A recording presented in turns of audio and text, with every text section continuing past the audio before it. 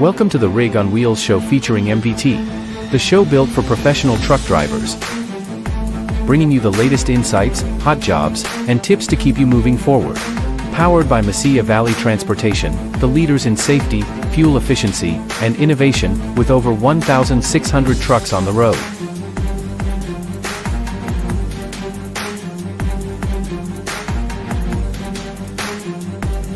Let's hit the road together. This is the Rig on Wheels show featuring MVT. Hey everybody, hey, happy Tuesday. This is March Madness of recruiting. See how I put both of those together? I've been working on that for a few days. I didn't just come up with that myself. But no, really, I am Kameel E, the owner and host of the Rig on Wheels show. This is the #1 truck driver recruitment show, and we proudly, of course, featuring the MVT as always. We have Robert Pierson, VP of recruiting over there at Mesilla Valley. So each week, of course, we bring you the hot topics, news, recruitment tips, driver tips. But the hottest topic that we're going to really talk about today is Trump and these tariffs that I really didn't know that were really going to happen.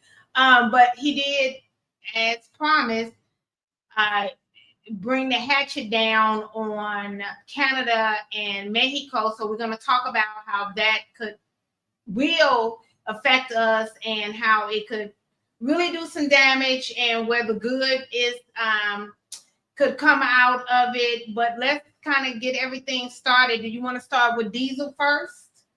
Yeah, a little bit there. We talk about how diesel will often, based off that supply and demand, will go up or down depending on the outlook for the economy. This would be a week where it was down. If you look, diesel, I believe, is down to $3.63.5. That's down 6.2 cents. Gasoline's down 4.7 cents at 3.07. So again, for those carriers, drivers, or anybody else that relies on a fuel surcharge, it's the time that you can speed up a couple miles an hour, squeeze in an extra load, and utilize that fuel surcharge as a source of revenue for you. So it's at least a good sign if you're a trucker this week. But it's still less than it was this time last year. So yes, it's down, but still people will say, oh, gas or diesel is still high. It's potato, but it's still less than it was last year, because last year for diesel, it was almost 39 cents more, and it was 27 cents more for the gas.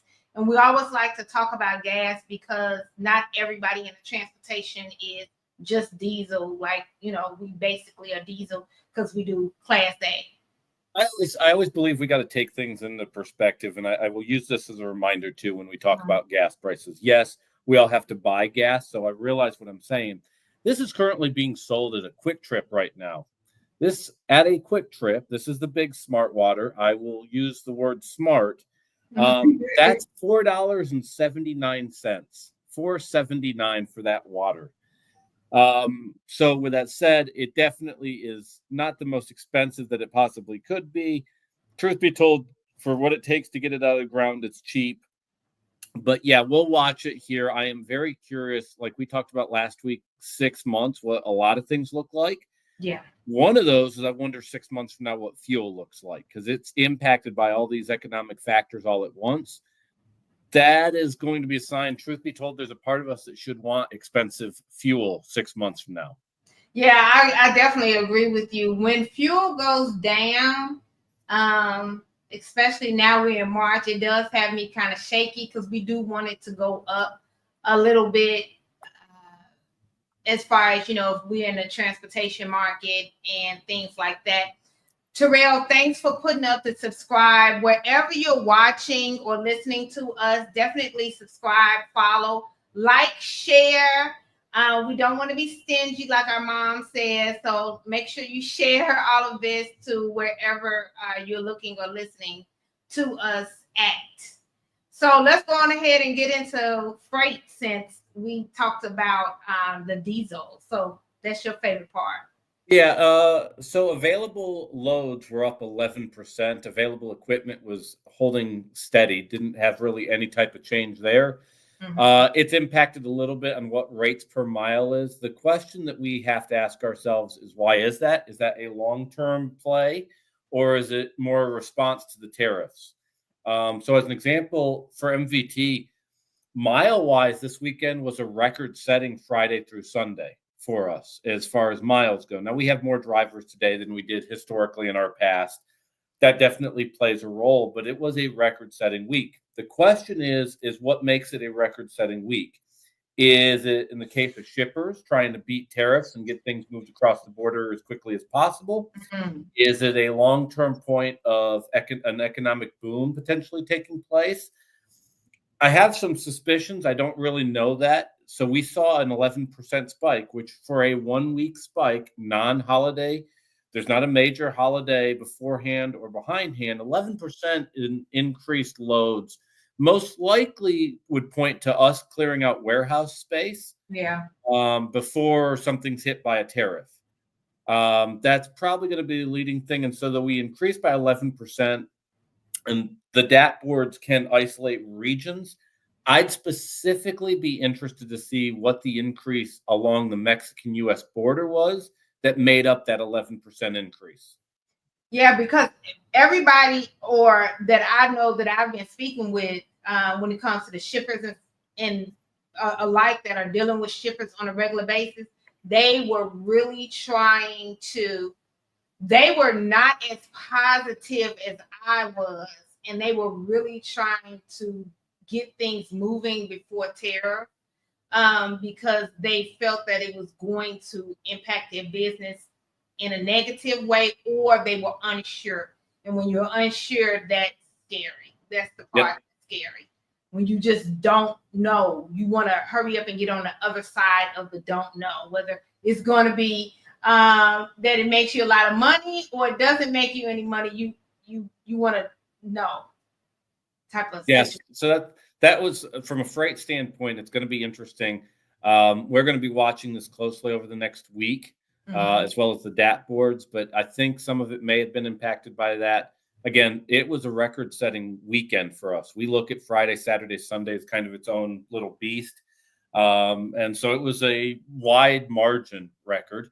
Now, thankfully, we had drivers that were happy to work over the weekend and stay busy. So there was the ability to pull the freight, which I'm thankful for. But that's one of the things that I'm going to be very interested in looking at week-over-week numbers, especially for us as we rely heavily on the loads coming across. Now, we have a bit of a buffer. We generally move the loads across and hold them. So we have, by most carriers, a pretty large trailer pool. So with our 1,600 trucks, we have about 6,400 trailers, which on a trailer ratio is a bit high, but a lot of that's because of that cross-border freight. Some customers may have a 1-to-1 ratio. Other customers may have an 8-to-1 ratio. But over the next 7 days, when we do this podcast again, that's one of the stats that we'll probably look at a little more closely as we have that data early on here. Yeah. So that's good. Tell me, since you brought that up, what is the ratio normally when it comes to trailer to truck? It depends on the niche. If it is specialized, like a flatbed open deck, for a large fleet, it could be about it could be a 1-to-1 to a 1.5-to-1. Obviously, if you're an owner operator at like a Landstar, you're married to your trailer. Right. If you're a carrier that's doing reefer or dry van, normally you're going to be at about a 2-to-1 ratio, maybe 2.5. Historically, the only reason that you would be above that is either A, the model that you run, like we run, is a lot of cross-border freight. So you have trailers being utilized in other locations in Mexico to build up capacity.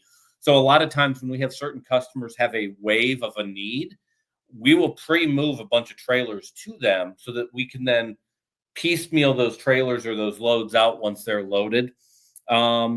There's other parts, like if you are a dry van carrier that does a lot of automotive freight, automotive freight may have you at a ratio of a 7-to-1 or 8-to-1, depending on how the supply chain works. Okay. So at most carriers, it's generally about 2.5-to-1. I will say one of the things that if you're a CEO someplace and you come and take over a company and you're looking to cut costs right away, most experienced CEOs will tell you, they look at the trailer pool first thing. It's the first thing they look at. Because unlike trucks, where you have a driver that's essentially babysitting that equipment, you can't have a truck not being utilized. There's always somebody with eyes on the truck. The trailer's not the same thing. There's sky bits and other tracking mechanisms. But a lot of times, if you look at a company that's not running very lean or losing money, one of the things that you'll find is those trailers have a cost as well. It's not the same as the truck. But generally speaking, if someone's trying to come into a trucking company and find out where the fat is, literally the first place you look is trailers, because you have to ask, are you utilizing those trailers? The other part of it is from a sales standpoint, if you have a lot of trailers, are you being compensated to justify the equipment that's being used? So part of that pricing model that a company will use is, hey, if you require X number of trucks, drivers, trailers, is it still profitable to do this? Or are we giving away the profit based off of trailers that are essentially being used as storage, which is kind of one of the things shippers will do, is utilize your trailer pool for free storage instead of paying for warehouse space. So it's one of the things you have to be cognizant of. Makes sense. You taught me something, because I wasn't kind of aware of that, how that ratio went or anything like that. So I'm glad about that. You also don't want that ratio getting too low, because I can tell you one of the hindrances for a driver, and if someone's driven long enough, they have been in the experience where they're ready for that next load and they can't find an available trailer. And it's extremely frustrating. So whenever somebody says we have a trailer pool of 1.5 to 1, as an example, that's when you really want to ask, how well do you pre-plan? How well do you pre-plan? Because if the answer is, well, we try to get your next load planned. Like in many cases for us, we plan 3-4 days in advance, because it gives us time to have wiggle room. But if someone has a really tight, limited number of trailers, that canceled load could be a death sentence to the week. And so you're going to want to ask that question of, how am I pre-planned if your trailer ratio is so low? It's a question that very few drivers ask, but it could be very telling in given that. Now, the recruiter may not know it. The recruiter may go, hey, I have to go talk to somebody. Right. Have them get that answer for you. Have them get with operations, because if the trailer pool is low, less than a 2-to-1 ratio, that pre-plan answer becomes really important. Definitely, because that's not even something I would have even thought about at all as a recruiter. It's one of the ways you can hold a recruiter accountable, because they don't know how to utilize the data to lie to you. Literally, most recruiters will not understand what it means. And it's kind of one of the way in the negotiation with a recruiter that you can get a leg up on info that the recruiter doesn't realize they're giving you that info. Okay. Yeah, I get it. Makes 100% sense. Now I'm picking up what you're putting down. I got it now. Okay, so let's move along to the next thing. So I know we've been talking a lot about these tariffs and ups and downs, and I know that Trump has been utilizing this as a negotiation tactic when it comes to the border control for the southern border in Canada and the northern border with Mexico, which seems to, he is liking that part of it, but fentanyl, they haven't been catching enough coming through. I think it's only been one bust of fentanyl, because it's so easy to get it through because of what it is and how they're able to get it through. So so he did do the 25% on Canada and Mexico. So you kind of tell me what that is, because that's going to be a spike in with the groceries, which means restaurants and at the grocery stores, cars, houses, eventually, because we're talking about lumber, everything. So I would think that you will see whatever U.S. supply can provide, it will. That's not going to be applicable for a lot of things, because you do not build a factory in a week. With that said, a lot of what we get is more part of a 90-day cycle. So I don't know that we feel a major impact the first week. Again, part of this gets into that discussion that we talked about last week. We're not going to see how a lot of this plays out for 6 months. Right. With that said, I think this probably motivates Mexico to the table first and foremost, the quickest to alleviate it. as they depend on a very short supply chain. There's this food, agriculture. Yeah. The other part of that on the Canadian side is I don't know that the political environment up in Canada allows them to move quickly. You have a liberal leadership that's kind of under pressure and under fire up there. Right. They most likely know the Conservatives are taking place. Canada is not in a great leverage position because of that, because if you know you're going to lose power, you'd say, what do you got left to lose? But most of these folks want to get reelected. So it's most likely, if I had to guess, I would suspect Mexico blinks first because they have the ability to do so. The political situation in Mexico is substantially more stable than Canada. Right. Canada could drag on. I don't know that Canada gets resolved very quickly. And Canada is where we're talking about the lumber. Mexico and Canada is with the auto industry. Yeah, Canada definitely has a presence in the auto industry. I have some people I know that I talked to over the weekend that both move automotive freight as well as work within a couple of plants that service the automotive industry. We're going to watch it closely over the course of this week and see how that's impacted. One of the folks I know that works at a plant that makes panels that go on a lot of the GM products. And so they're going to watch their supply chain, because a lot of their supply chain comes specifically out of Thunder Bay, Ontario, as well as some of the parts around Windsor. So it's going to be interesting to see if it's delayed, how it's delayed. Now, one of the things to keep in mind, it will impact the trucking industry more. Most of the car dealerships right now are sitting on abundance of new vehicles. Yeah. I think Ford was reporting at one point that on their pickup trucks, it was taking an average of 250 days for a sale. So we won't feel it necessarily, you and I individually, when we go to a dealership. However, we will feel it from a trucking perspective over the course of the next week pretty quick. So that's where I'm very interested to see what happens at freight levels over the course of the next 7 days. Yeah, because when I was talking to folk in the flatbed and tanker, they were both concerned. I haven't heard too much with dry van. Now, with do you still feel that it's not going to be? I feel that with Mexico, we'll feel something because we're talking about our fruits and vegetables. That's a short-term thing. Like for our table right now, avocado and all of that, that's going to increase. It's going to increase just because of the thought. They're going to increase. We don't get as much food Mexico-wise as you might expect. A little bit on produce, but again, California still produces the vast majority of. Florida and California produce the vast majority of citrus or nuts. A lot of our vegetables and our fruit come further south than Mexico. A lot of bananas, fruit like that come out of Costa Rica, Belize, Guatemala, Panama, a number of other places. I am interested to see, though, there's going to be specific items like an avocado that I bet will become very expensive, yet be by an orange that price has not changed whatsoever. So I think it's going to be more odds and ends, which will make it stand out more, because when everything goes up, you can kind of hide when you're paying more on something. When one specific item shoots up while everything else stays the same, that's when it becomes somewhat obvious.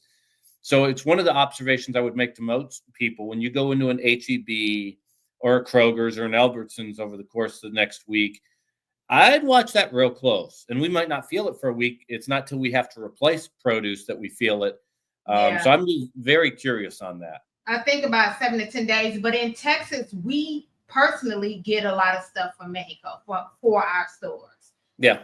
But there are going to be sections in the stores like H-E-B that is buy local. So that's what we're going to end up doing. I think we're going to do a whole lot of next week, the month after, the next 180 days after. We're in a wait and see status. We're in uncharted territories, at least nothing that's been seen since World War II. That's terrible when you say stuff like that, but it's the truth. Yeah, and so we'll have to, obviously, thank God we don't have a world war taking place, but we'll have to see how this goes. You know, a lot of this is bluster, and I'm trying not to get rattled like the news might have you get rattled. It's kind of like what happened with Zelensky and Trump in the White House. Oh God, that whole Most people were rattled one way or the other. I honestly Mhm. think everybody looked bad in that situation. I don't think anyone came out of it looking any better. And the the easy whole thing thing is, got on my nerves. oh, it would. And I watched the whole thing a few separate times, and everybody in the discussion did not look good. I'm not saying one side looks worse than the other. I honestly walked away from it going, no, it all looked bad. Like there was no good from it. But I'm also stepping back going, this is one event in a chain of about a year worth of events.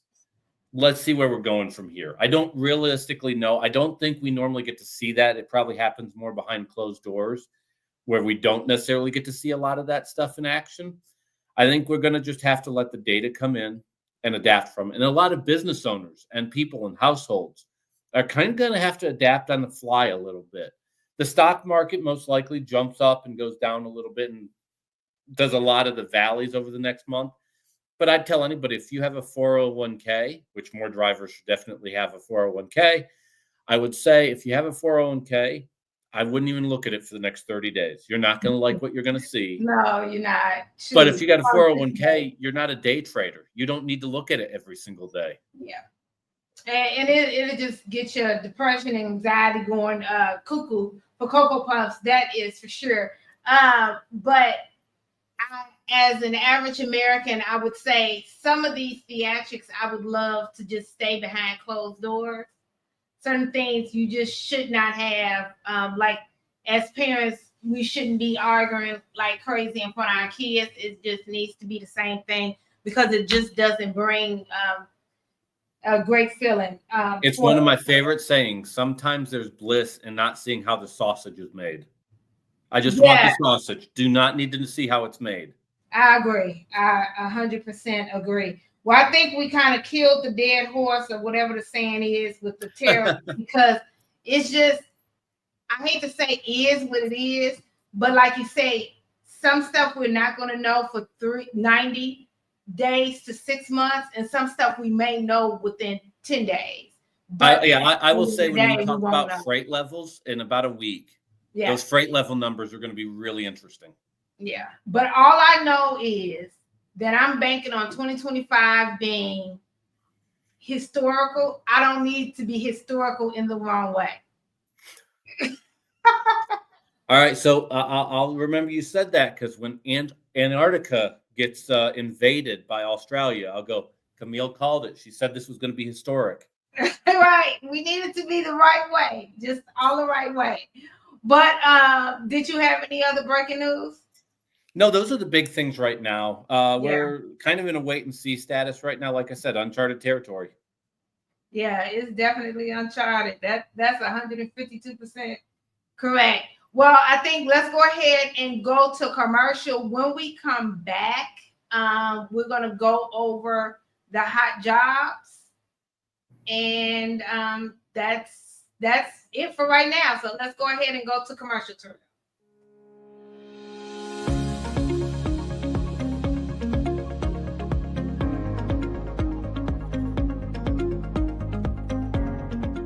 My name is Josue Fierro, and I am a recruiter, and I've been with Mesilla Valley going on 3 years now. Before I joined the Mesilla Valley Transportation family, I was at GCU as a loan officer.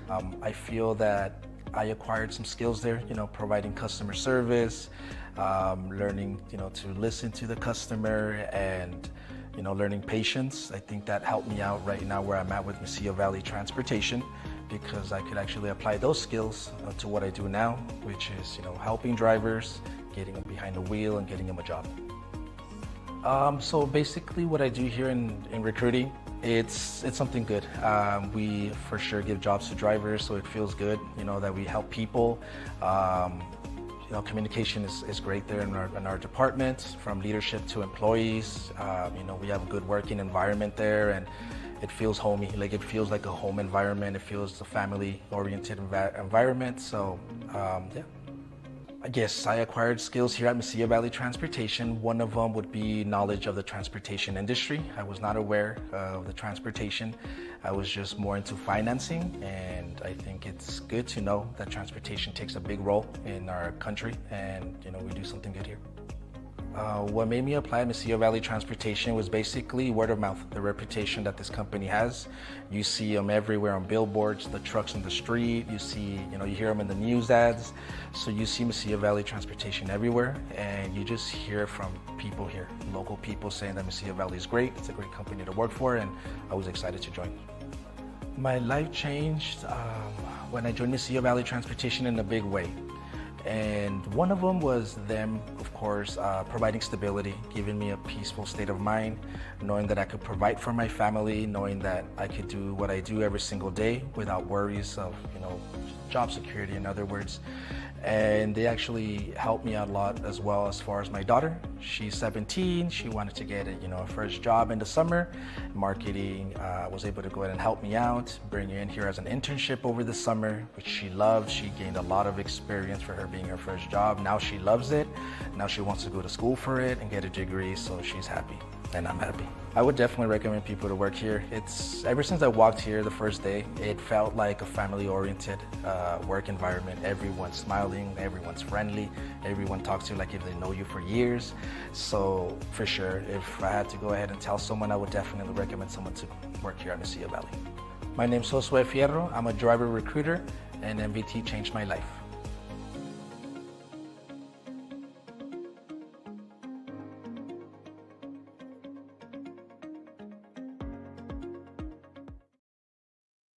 I love that commercial. That's our favorite internal recruiter there. We're a little biased though. He processes all our apps. He's our internal recruiter. But let's go ahead and go to the first job. Yeah, let's talk about Division 150. Been several weeks since we talked about this one here. Kind of fun running area. Get to run a lot of the South Central and Southeast U.S. So enjoy a lot of consistent engineered running lanes in low density areas. People on this division are making anywhere between $1,400 to $1,600 a week. It is the division with our highest level of seniority. And what that means, it's the division where drivers stay the longest by far. Once they're on it, they want to stay. They tend to not want to transfer to another division. And it really comes down to running area. If you live in the Southeast, if you live in the South Central U.S., it's an enjoyable place to run. You're comfortable with it. We are actively looking for candidates living out of El Paso, the DFW Metroplex, or Houston. Very popular division out of Houston. Get a lot of folks out of Houston. Tends to be one of our highest hiring areas out of this division. So Division 150 is open again. That's $1,400, $1,600 a week, home weekly. Stays on those engineered lanes. Really good experienced dispatchers on this division, adding to a very collaborative work environment. So definitely excited to have Division 150. Let's try our next one. Division 320. This division does not come open very often. I have a couple of very unique needs right now. I could take a local candidate out of Amarillo. That local candidate out of Amarillo, Texas would work Monday through Saturday morning. So a Monday a.m. start time, getting home Saturday morning for that 34-hour reset. Generally, they're going to get home in the middle of the week as well. So they're going to work Monday through Saturday, but get home either Tuesday, Wednesday, or Thursday and go right back out again. So it's a really nice setup from a home time perspective, especially out there in Laredo. Most of the trucking jobs out of Laredo or something Amarillo are really, really specialized, or have you out on the road for weeks at a time. This is a great home time opportunity. A lot of Lowe's, a lot of Home Depot, a lot of consistent customers, IKEA, Starbucks, that keep this working and running busily. So if you live out of Amarillo, Texas, and they are a solo driver, this earns you about $1,300 to $1,600 a week. Get home in the middle of the week, plus get home on the weekend, Saturday morning for your 34-hour reset. I also have an opening for a pre-made team based out of Laredo, Texas. That is Sunday afternoon through Friday. So it's weekly home time on the weekends for a team. The teams on this are averaging $3,800 to $4,200 a week. Plenty of freight, plenty of drop and hook. We have local drivers out of these markets that do the end of mile delivery.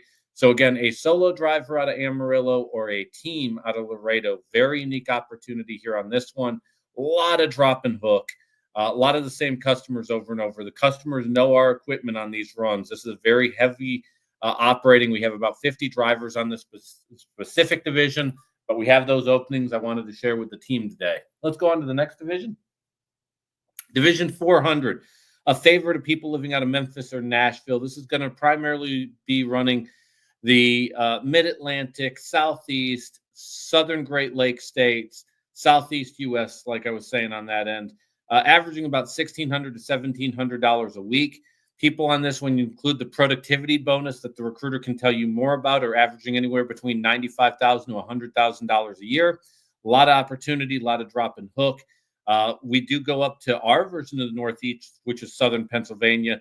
We do not do any New York City, New England, anything like that. So you're never going to get dragged up into the far Northeast by any stretch of the imagination. And we're coming into the time of the year that in these markets, the opportunities to run in nice weather become very fruitful for you.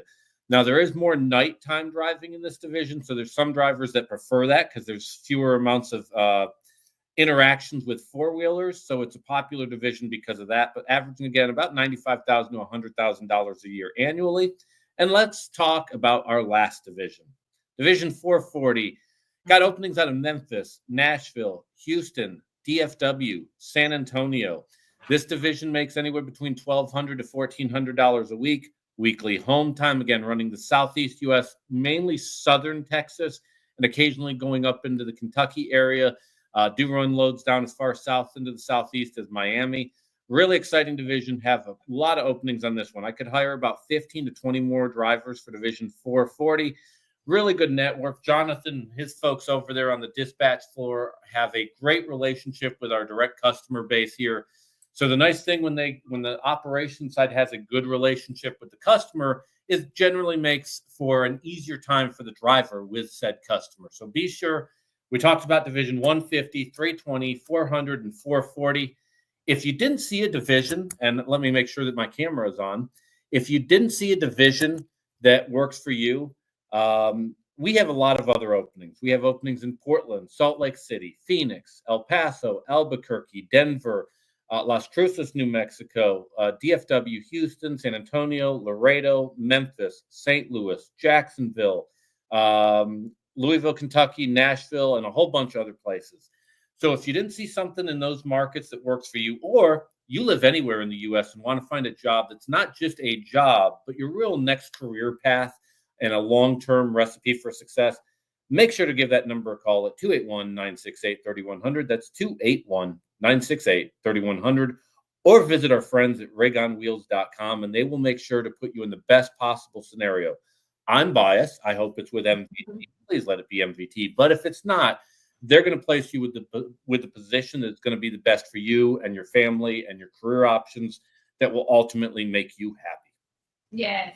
And also remember that if you're watching this on YouTube, whether it's the replay or what have you, in the description or the details below, that there is going to be your IntelliLink for your application where you'll be able to complete that. And if you've ever completed the Inteller app, which most have, you know it's auto-populated. So all you have to do is make your corrections, hit submit, sign your release forms, and then one of the recruiters will be able to get back with you either today or tomorrow to get you going.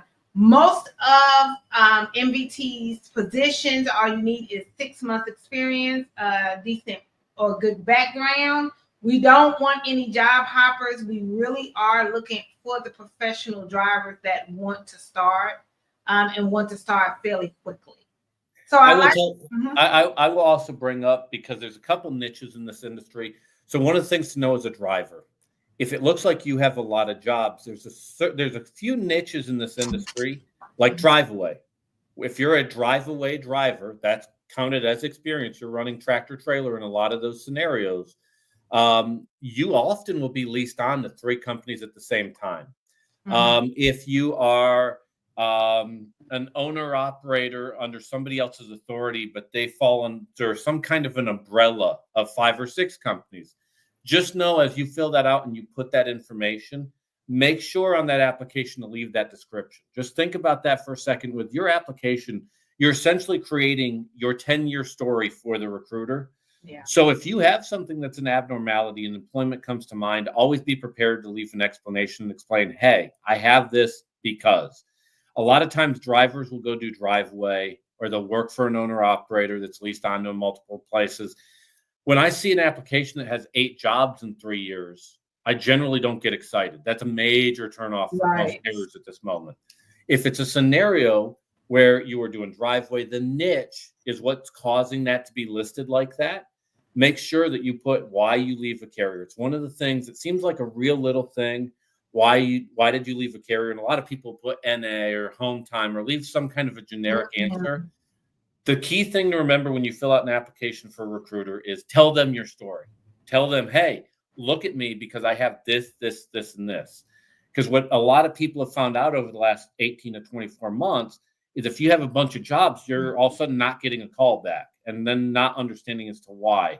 So just make sure that you are as detailed on that. If it's auto-populated, which on an Mesilla app it should be, I'd still go through your application and go, does this application tell my story accurately? Yeah, you definitely want to do that. And you're right. And then once you get on the phone with the recruiter, be open and honest so they can help you with the application. And if anything needs to be edited or corrected or any more explanation, we can help you complete that as well. It's one of the nice things on Rig on Wheels. By the time that application gets to Josue with MVT, a lot of that preliminary stuff has taken place. And they're able to tell the story. Josue likes it because he's able to come into that and go, oh, this is why you sent this candidate here. Mm-hmm. He or she's a good person. I'm excited to work with this person. Right, absolutely. What Rig on Wheels is trying to do is give you as many options available to you and your unique wants. And so part of that is them presenting you in the best possible light. The key caveat to that is you have to give them the resources to present you in the best possible light. Yeah. 100%. Look, 100%. So what I want us to do is go ahead, go to commercial, because when we come back, I want to talk about some of the events that are happening this month. And let's see which ones Pierson is going to. I know we're going to one together, but I don't know. We're not together, but we'll be at one at the same time. So let's go ahead and go to commercial. And when we come back, we'll talk about some events. At Mesilla Valley Transportation, every driver is behind the wheel of a late model International LT, a truck that takes comfort, convenience, and safety to a whole new level. Join us as we explore the impressive features of this powerhouse on wheels. The open road is full of surprises, and sometimes that includes unexpected encounters with wildlife. But worry not, the International LT has you covered. The front end protection guard offers an extra layer of defense, protecting you from animal strikes. Drive with confidence, knowing that you're shielded from the unexpected.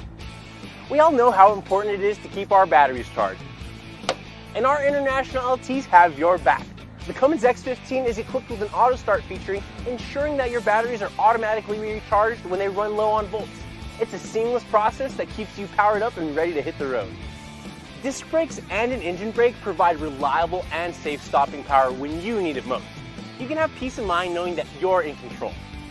Safety is at the forefront of what we do.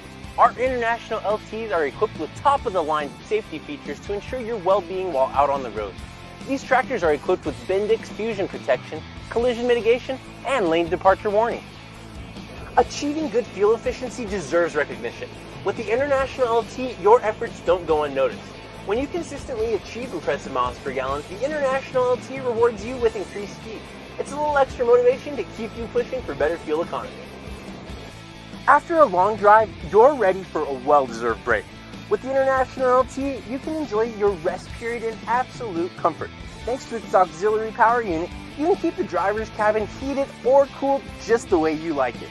No matter the weather outside, you'll always find your sweet spot within our International LTs. The International LT understands that comfort extends beyond driving. It's a space where you can truly feel at home. I'm a big guy, and I have room to move around in here. With plenty of room to spare, the International LT accommodates even the tallest drivers. And there's ample storage for all your clothes, cooking essentials, and tools, making life on the road even more convenient.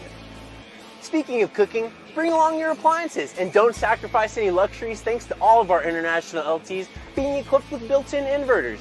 Dry your hair, make a smoothie, or play a game, all from the comfort of your truck. We take pride in our well-maintained fleet, and if by chance you do come across something wrong on your truck, you're never far from help thanks to our valuable relationship with Penske. With more than 750 brick-and-mortar Penske shops nationwide, their expert team is always ready to assist you.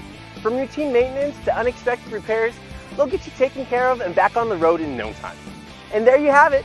Just a few things about this late model International LT that make MVT the place to be. Well, you know what? Since Terrell put on that one, let's talk about the Blue Beast a little bit. What I enjoy with that is MVT's trucks are set up, the cab is set up for team drivers. However, majority of the fleet is or are solo drivers. How big are the cabs? Nice 71-inch sleeper berth, and the best way to word that is your normal regional carrier, which is what we are, engineered lanes, but we're regionally operated. Mm-hmm. Generally are going to have a 56-inch sleeper. So instead, with a 71-inch, it makes a difference from a comfort standpoint, being able to stand up, move around. In your off time, you want to be able to cook. You want to be able to sit. You want to be able to stretch. You do not want to feel claustrophobic, which right. God bless those car haulers in that mid-roof, small little sleeper, how they do it while feeling like they're in a coffin. I give them all the credit in the world. But our folks want that ability to move around. We understand, especially as you get ready to sleep at night. You have your 10-hour break in the sleeper berth, 8 hours sleeping, or that 10 hours off duty, 8 hours sleeping. You have to be comfortable.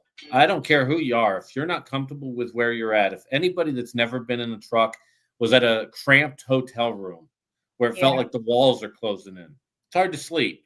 Same thing goes for a driver on the road. They have to be able to get that full night's sleep. The other part of it is the technology on the truck, lane assist, the calculations on MPG, the trip pack or the tri-pack, the APU. All those things lead to that comfort, convenience that you can do your job effectively and comfortably. So we're excited about our equipment. We're in the process right now of exchanging out about 700 units as we're constantly refreshing. The average age of our truck is about 1.5 years. And we're in the process right now of having a whole bunch of new ones coming in over this. So you're going to come in and you may not get a brand new truck, but it's going to be late model. It's going to be unused. It's going to be detailed, and it's going to be cleaned and ready to go. It's not maintenance clean, but actually clean, as I hear. Yes. Not maintenance clean, but actually clean. So when you get a truck, it is detailed from top to bottom. That's important. That's what's important. Okay. And when you leave orientation, you're literally interacting with the person that did it. You know who the person is that did it to the truck that you're being handed the keys to. Oh, that's nice. I like that. Yeah. Since we're talking about that part of it, another thing that I like that you all do is round robin with the recruiters, where they go over to the orientation site and actually speak with the drivers so they can, if they have any questions and stuff like that. Can you discuss that a little bit? Because that's not the norm. Yeah, well, one of the reasons we have recruiters spread out where we do is at any of our orientation locations, we want you physically to see the person or people that you talked to that brought you into the company. It is one thing to tell some random stranger on the phone how to make a career life decision. Mm-hmm. It's another thing to have to face that person. And I mean that you want to create a sense of obligation between the driver and the recruiter. And part of that obligation comes from the recruiter physically looking at the person that they've talked in through the door. If you come to orientation in El Paso, there's always recruiters available at the recruiting office. But if you go in Laredo or Nashville, we have a representative on staff that's literally a recruiter that will physically meet with you. Part of that is we don't want any rock to be uncovered.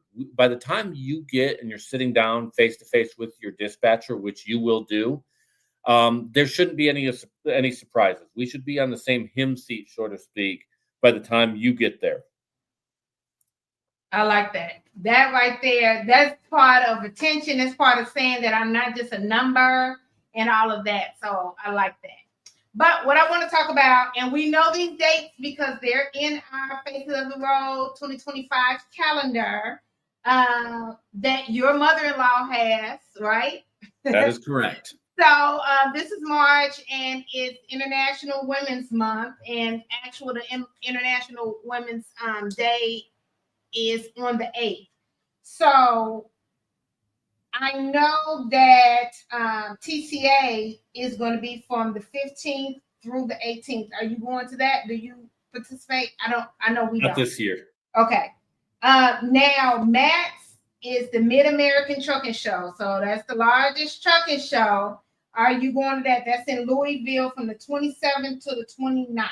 I will be there the entirety of that Friday. You sound like you was about to say the entirety of the show.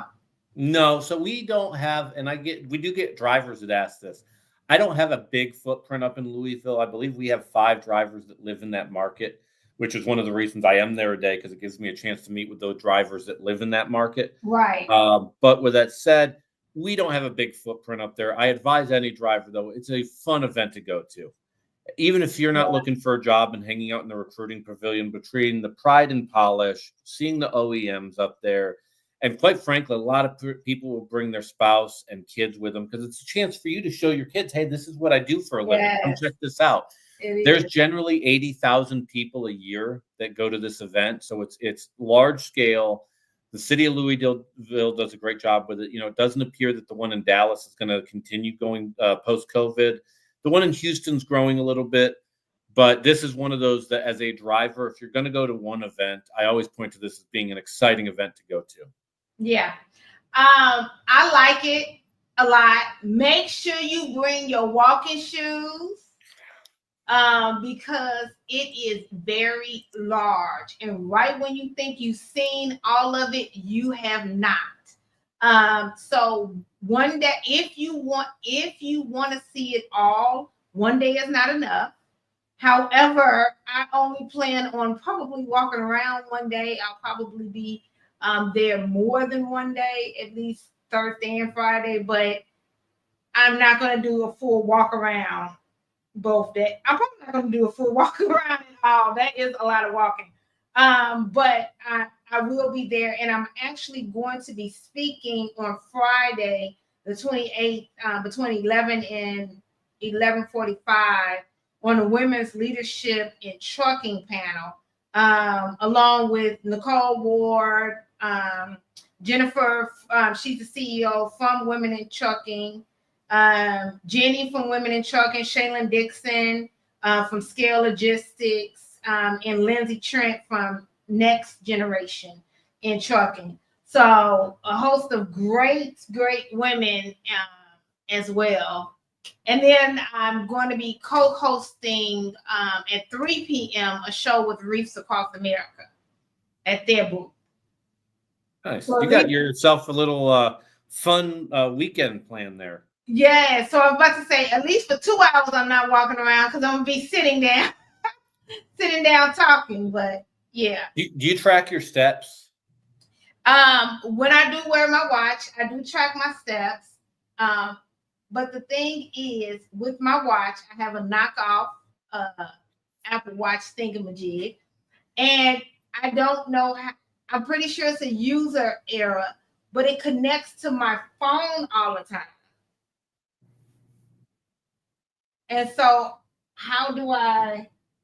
I don't know, but I would say we need to compare steps because I can tell you that if you compare daily steps, I think the truck show is that Friday will be one of my top 10 step days for the year. Yeah, it's definitely going to be a lot, and you need to wear your New Balances or whatever. Do not wear no Nikes. You better wear some real good walking or running shoes. Don't be in there trying to wear no Air Jordans or no fancy shoes or something like that. You better wear some shoes that's The little trade show secret is, because I have to wear dress shoes, is you buy shoes specifically for that event. I need to be wearing Skechers. But Skechers, they make them for, like nice different stuff or whatever. But I need to be wearing Skechers or Tom Toms because that's just too much walking.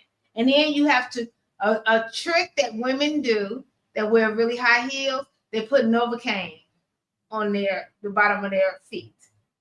The same thing that horses use. Yeah, oh, I know. It's very clever. I wonder if you could do that. What's a numbing agent? I'm trying to think of. I knew somebody that would put Oragel in their shoes. That's smart.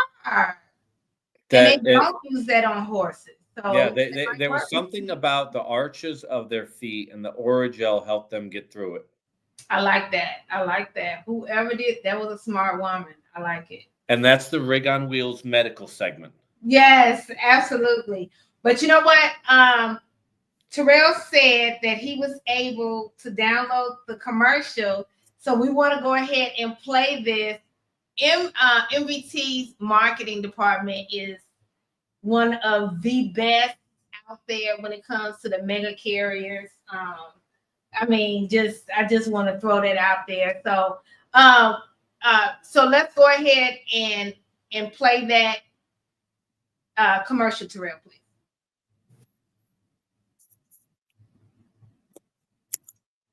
There's no audio, Terrell.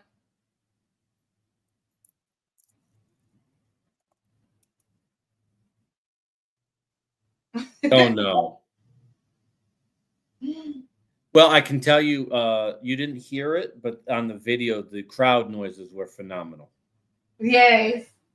I think he turned it down, or I had it turned down when I sent it to him or whatever, and he downloaded it like that. But it will be worth showing. If Terrell says, hey, we get the sound up, we'll give it another go. Yeah, and if not, next week. But when I tell you that it was pretty good, I just couldn't wait to get it because when they were showing it, they being MVT, so you all were showing it on Facebook, I was kind of stoked about it, but I knew it just wouldn't show or fare well on the podcast or whatever. So I was like, okay, when it hits YouTube, we'll be able to see it. And I don't feel that if we put the YouTube stream up like that, that it'll work well. Let me ask her what he thinks. Mm-hmm. Kameel, one of the things I will, while you're doing that, I had a question that actually came in earlier last week. That was a question that wanted to get asked of you and your team there at Rig on Wheels, is because where you deal with multiple clients. I'm specifically with MVT. You work with 40 plus clients. Beyond simply driver qualifications, how do you and your recruiters determine the best fit for a driver? Beyond just hiring criteria, experience, etc. What are some of the things that you ask a driver in order to determine you go with this carrier versus that carrier? Can you kind of elaborate that on it for drivers?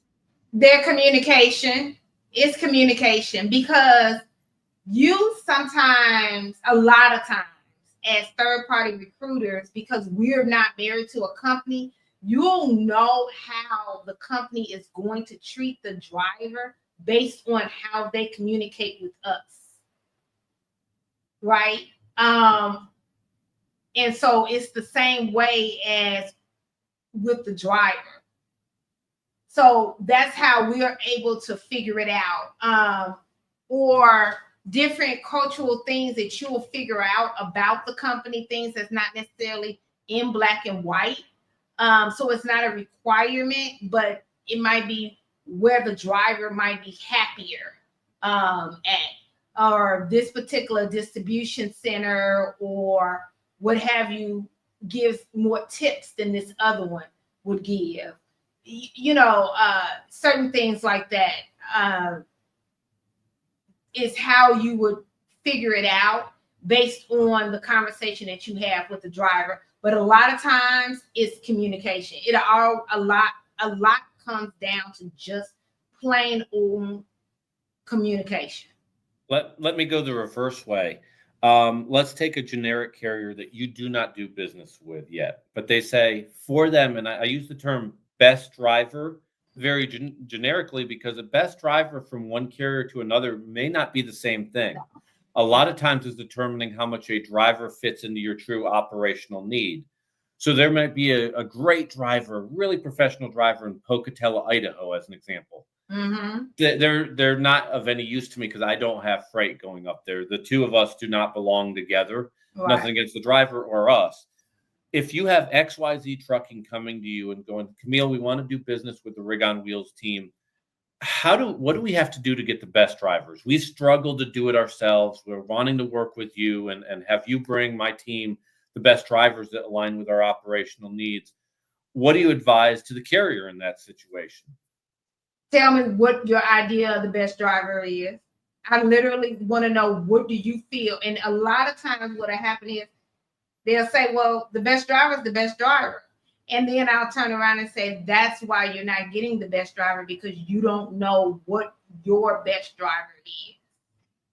I will say one of the things that targeting everybody. Yeah, one of the things that's challenging, and I don't ever want to rank people, but what I will say is I've always come into carriers and said, hey, if I were to give you 10 drivers, tell me what those 10 drivers look like. Where do they live? What experience do they have? What do they need to have in order to be successful in your company that they're with you a year, 2 years, 3 years from now? Right. If a carrier can't answer that, you're just hiring people. There's no real rhyme or reason.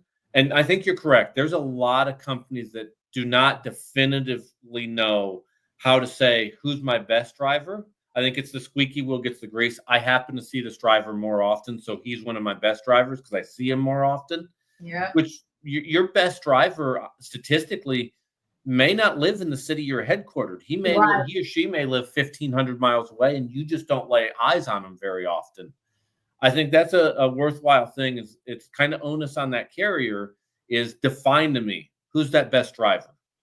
That's what I always want to know. Who's the best driver? Because we need to know specifically who we're looking for ABC, because it's not going to be the same one for this company. And then not just that, when we're recruiting, we like to know and group companies together. So if we're recruiting for MVT, we need to know what the backup company is. So just in case the driver doesn't want MVT or can't go, what's the company next to it? And we can't do that properly to serve the driver or the client if we don't know where to rank the company, and not rank the company as better or worse, but who they would compare apples to apples with. I'd say one of the things that helps a recruiter too, and I would put this back on the driver, is one of the things a driver will say is, I got to be home every day. Yeah. I think one of the questions that the recruiters are going to ask is why? What is it that makes you have to get home every day? Because the recruiter often will know there's a sacrifice to that. You might not make the same amount of money. You might not have the same hours. And in some cases, a local job could be harder. It's not always easier. So there are exceptions. It might be a medical reason. It might be that, I have friends that tell me I got to go local. That's supposed to be the next goal. It's worth having that discussion as to the why.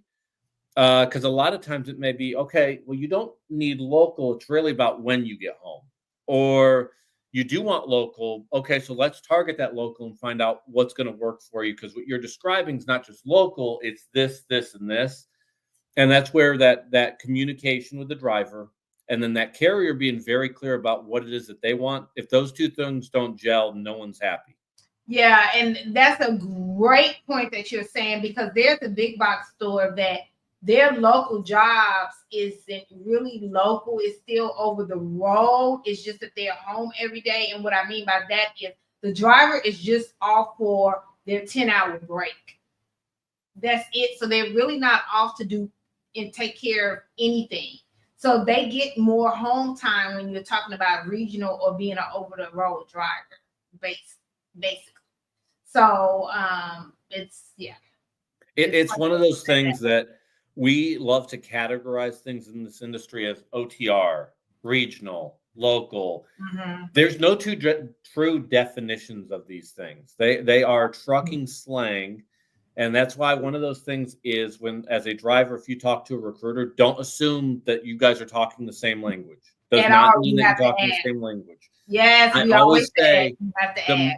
the more descriptive you can be of, I want to do this because of this, the better off you're able to find what you're looking for. If you believe, well, I said the word OTR and they said the word OTR, so we're meaning the same thing, never make that assumption.